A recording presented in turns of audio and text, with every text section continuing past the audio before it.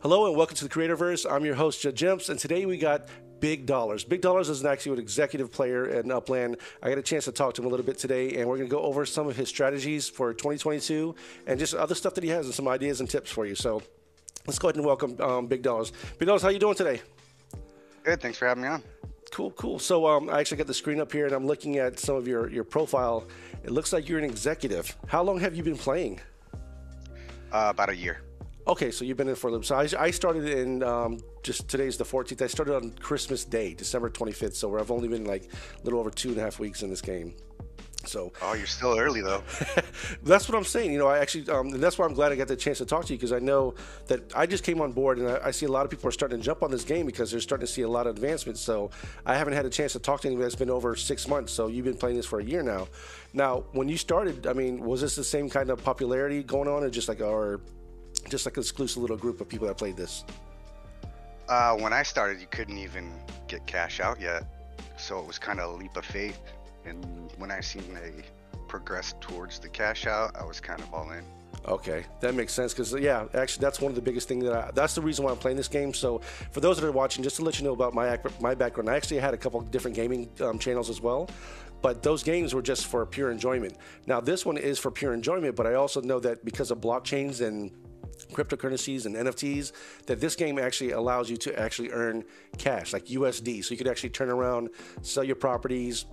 You can list them. So like right now, if you're not familiar with UPX, UPX is the game token that's used in this game, and you can turn around and actually sell that. So you spend money to buy UPX, or you could buy property, flip it, and earn some money from it as revenue. And then at certain points, depending on how long you had a property for, or also depending on your level, I'm assuming that you can have a certain amount you can send for. So I think right now, what is it, $10,000 is the limit you can send right now, or sell your property for? Yeah, that's right, but they're getting rid of that. Okay. I don't know how soon, or if it even already happened. I don't think it did. Now, have you heard of anyone spending that kind of money to actually buy property in this game? No, I'd say the average for the big sales is 1,000. Okay, about $1,000. Okay, but that's real cash. I mean, that's cash money you're getting for playing a game. So that's really cool. Now, I noticed. Okay, looking at your property, so you've been playing for about a year. You have almost 2,000 properties. Now, was your strategy to buy and hold? Have you sold a lot of properties? Like, what was your strategy? I started off buy and hold, and I recently started selling properties. Okay, so what I'm guessing with 32 million UPX, you put there's a lot of money invested, or is it because it flipped so much for you? Because I'm guessing, like when I started, I've only started for about a couple of weeks ago. I bought properties. Some of the properties I bought were only 3,000 or 4,000 UPX, and now that floor is around 12,000 or 13,000. So anything I'm selling, I'm actually 3 times than what I'm getting. So I'm kind of assuming you probably bought properties in the lower 1,000 to 2,000. I kind of whaled in. I took my stock money that I wasn't happy with and threw it in here. So I had about 10 grand. Gotcha. Okay. Well, see, then I don't feel bad, because I mean, this is the thing is I started putting, like, the game that I played before. It was a puzzle game, and I literally spent thousands of dollars on that game, and there was no return on it except for, hey, I collected a bunch of different cards or whatever. So knowing that you put this money into it, that you're going to get this, back, I don't know, tenfold maybe, depending on where we go. So what is your strategy as far as the gameplay? Like, what are you looking for? Because right now I know we have block shops or block explorer shops coming. We got other stuff in here. So like a person that actually took the money. So this is hopefully you don't mind this personal question, but No. Spending money like this, what was your goal for the outcomes? Was it to return investment, like to get your money back? Or is it just because you enjoy the game, you wanted to spend and buy property? I mean, again, everybody has different strategies. Well, my goal was, and I think I'm there, is to be able to cash out and not really even notice it. And I'm pretty much there. So, like, I just hit on Brooklyn, Okay. the Bronx. And I ended up cashing out one of my properties from the Tennessee release for $600.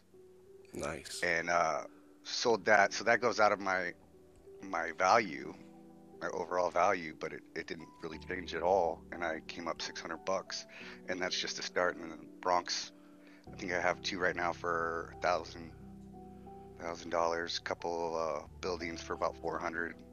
Wow, so you will definitely get your money back and then some with the properties that you hold. Yeah, I already got a good chunk of it with the things that I have listed, and at the prices that they're listed at, they shouldn't take too long to sell. Okay.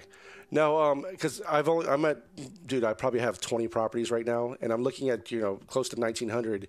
What kind of, if you don't mind sharing, like as far as your APR or APY, whatever the yield, what kind of like monthly upticks are you getting? Because for those that don't know, this game here, you kind of, when you buy property, you actually earn a percentage from it each year or each month actually. So I think it's kind of like you're getting rent. So like if you have own a property, Upland pays you to own that property, that little space. So I'm getting, maybe like $20 a day or something, or 20 upticks a day. So it's not a whole lot, but I'm guessing with the property you have, I have no idea. Like what kind of return are you getting per month on your property?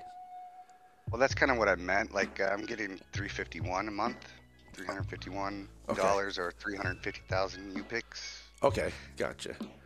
And I was getting $351. I sold that for $600. I'm still getting $350 a month. Like there's really no change. Wow. Okay, so that's what you meant by it. All right, that man, that's so awesome to hear that. Now I'm guessing I've never had an investment like that. Like I've invested in a few things and never had an investment where I took money out and couldn't even tell. Yeah, it didn't put a dent on you. That's so I'm guessing like there's a new rollout coming out really soon with Los Angeles. Are you ready and saved up for that? Yeah, I got a 1.2 million saved, and then I got some cash in my account still. I made a big play in Fordham Road in the Bronx for $800K last night, so I think it's gonna pay off. Okay. But yeah, I'm definitely ready to go. It's gonna be a crazy show, that's for sure. I think it's gonna be a bull run. I love it. Now, so based on the topics, I've actually talked to a few people. We talked about different strategies. So when it's all said and done, again, like my strategy, just to give you a little behind the scenes. So I want to actually own properties in different cities, but not necessarily tons of properties. I actually want to own shops. So my thing is to open a bunch of different little businesses, and again, because we don't know where Upland's going, and that's why this is really cool to talk to you. And hopefully I can talk to you in a few months later on as well. But I like to see like the progression. So for instance, my thought process was to have a bunch of, say, like coffee shops or cigar shops where people want to go to my coffee shop or whatever, go inside, and right now we're only selling NFT like block explorers. That's the only thing that's available, and it's only for certain players. But I know as the game progresses, you're gonna start being able to do other things. And my goal is to have maybe like a lounge or something where I charge people to come in and we have like some real life conversations, maybe like a mastermind or a talk. That's kind of stuff that I want to do. So have you thought about anything like entrepreneurial wise like that, or you're strictly thinking more of on like the real estate property side? No, I think you got a brilliant idea. Mine's simply I'm hoping to get a gas station of sorts for the vehicles or outdoor decor. Okay. Some properties saved for that. Gotcha. Yeah, somebody mentioned the other day about getting their own, I guess, auto dealerships. So maybe you can start buying properties, you can start selling cars and stuff, because I know that's in the future. That's definitely coming. So it's just amazing to think of what kind of stuff here. So thanks for sharing that. So now I do want to ask you just a couple of basic questions so that way it can help people that are watching. So like as far as when you got started, obviously you spent some money in. So for those that are coming in, say for instance, if they didn't have a lot of money and they just wanted to say like $100, $200, but obviously I'd tell anybody just starting, start off with just $50 and do the referral code. Once you become a pro, and buy your first FSA properties, then become a pro, then throw as much as you feel you need. But what are your advice to have for new people that start the game? Well, first of all, that's some elite starting advice. I recommend $50 with the code too. If you're not looking to spend a lot of money, mint. Don't buy from a middleman, because that's what you're paying when you're buying secondary. Okay. Especially if you're new and don't know what you're buying. Now, did you have any strategies? Because I noticed you got 56 collections. Now, did you have any strategy with buying collections as a new player too?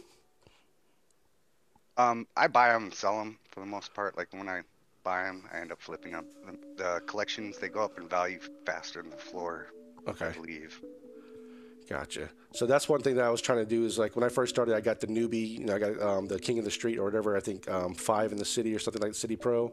So I'm still learning how to play this again. I'm still new to it, so I love being able to chat with people like yourself, on executive status. So I still have a little ways before I become a director, but again, I'm trying to learn and just take little nuggets that I get from everybody here. Now, somebody say, for instance, if I had $1,000 to start to play this game, what would you recommend first? Now, I know you said minting, but would you wait for like a new city to come out, or would you just go somewhere like Louisiana, because I know, or Kansas or something? Because I know there's still a lot of unminted property there. Like, what would be your next suggestion? Because I know people coming in with some money that want to play this immediately as well. Yeah, if I had $1,000, I'd definitely wait for this LA launch that's coming up, because you're gonna be able to flip that really fast. Okay, I like that.